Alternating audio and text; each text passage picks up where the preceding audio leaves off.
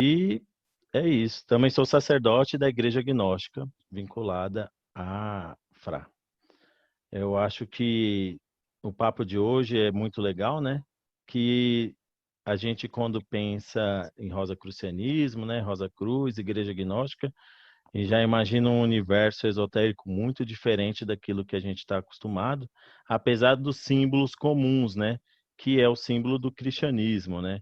Que permeia essas ordens, assim. E eu acho que é interessante a gente começar falando do que é esse cristianismo esotérico, né? Que constitui a raiz, né? Tanto da parte gnóstica, né? Quanto do rosacrucianismo. A John Fortune, ela num livro dela, ela, falando sobre as fontes, né? Rosa Cruz, né? E de ocultismo, ela fala que o cristianismo ela tem várias fontes de cristianismo esotérico. Acho que a gente aqui já qual é a você já é o 10ª aula, né? 10º live, né, Marcelo? Esse é o Já não, 10º. então, não precisa explicar o que é esotérico para o pessoal, não, né? Não. Então, quando o cristianismo surgiu e foi se desenvolvendo, né? A gente não vai entrar nessa parte teológica, se Cristo existiu ou não. A questão é que, assim, depois do surgimento do cristianismo, o cristianismo entrou em contato com um grupo esotérico daquela região, né, do Oriente Médio, né, do Oriente Próximo, que era conhecido como gnósticos. Existiam alguns grupos que se denominavam gnósticos e buscavam a gnose. Então, interpenetrando essas duas correntes, formou-se que é aquilo que chamamos de cristianismo gnóstico, né, que é o gnosticismo. Tanto é que alguns autores acadêmicos hoje falam que o gnosticismo ele surgiu posteriormente ao cristianismo, porque o que tinha antes eram grupos muito esparsos, né, alguns grupos de mistérios que não formavam realmente uma corrente como se formou depois. Então, a primeira corrente de cristianismo esotérico foi os gnósticos, que basicamente foi depois, né, desse cristianismo que constituía era um grupo do cristianismo dos iniciados e dos não iniciados. Esses iniciados, que eram os gnósticos, eles também aderiam ao cristianismo. Eu acho interessante a gente falar isso, que hoje, quando a gente fala do cristianismo, muitas pessoas têm preconceito, né? Fala que o cristianismo é imposto, mas isso não é verdade. Imagine você, um estudante, um iniciado, ouve que existe uma divindade, um ser, ou uma corrente, ou um mestre que curava, expulsava demônios. O que você algumas pessoas queriam. Então elas iam atrás disso. Tanto é que na Bíblia, eu acho que tem acho que o José da Arimateia, eu acho que esse é o nome dele, não lembro de cabeça. Ele até pediu e ele já era um iniciado para participar ser um cristão, ser batizado, justamente porque ele queria esse poder, né?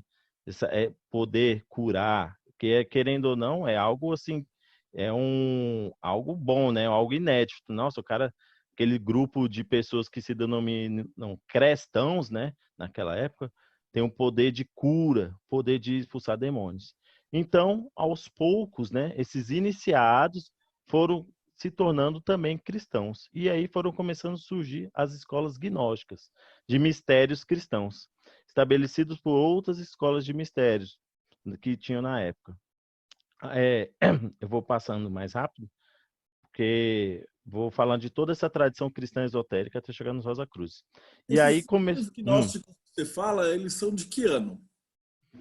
ah, os acadêmicos, né, falam que é mais ou menos do século II, mas já existiu antes. Mas esse que é o problema, né? Depende do acadêmico que você estuda. Eu já vi textos que falavam que existiam até gnósticos judeus, mas o mais assim aproximado que a maioria dos acadêmicos, eu falo acadêmicos por quê? Porque foram historiadores, né, que descobriram esses textos e tal, falam mais ou menos que é do século II, ou seja, já após cristianismo, que já tinha uma certa consolidação em algumas cidades, né, Alexandria, em Atenas, alguns grupos em Roma, e aí esses cristãos, né, é, iniciáticos começaram a entrar em atrito com os não iniciáticos. E essa batalha, querendo ou não, né, como a gente conhece, foi vencida pelos não iniciáticos. Por quê? Primeiro porque pela maioria, né, os não iniciáticos, diferente dos iniciáticos, eram levados, eram geralmente mais pobres, né, e eram geralmente os mártires.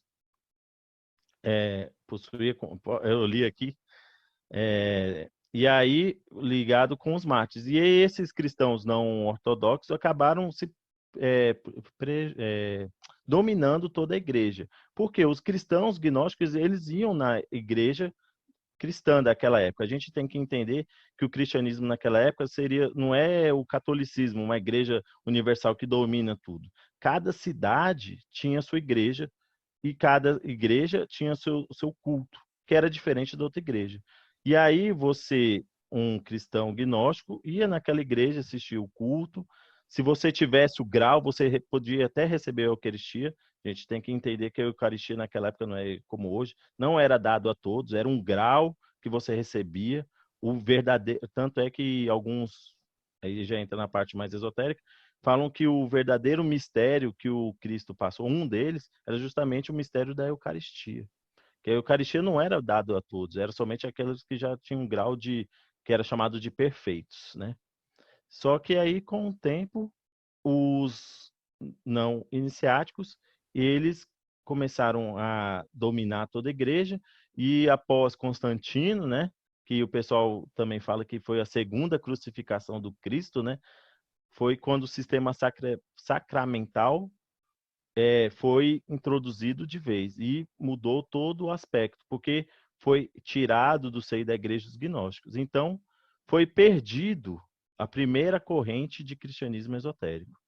Depois disso, teve outras escolas. A mais notável foi a escola do Grau e da Távola Redonda, né, que tinha forte influência druística, né? Tanto é que diz a teologia que quando chegou a igreja romana lá, já existia a igreja cristã celta, né? Só que eles aceitaram mudarem essa denominação, aceitaram os ditames da igreja romana. Depois, a próxima escola corrente esotérica que surgiu foi dos Cavaleiros Templários, né?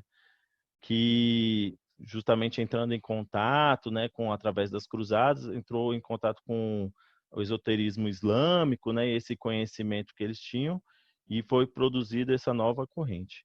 E por fim, que é a corrente cristã esotérica atual, é a Rosa Cruz, que surgiu modernamente mais ou menos em 1614, se não me falha a memória, quando foi o primeiro Manifesto Rosa Cruz publicado.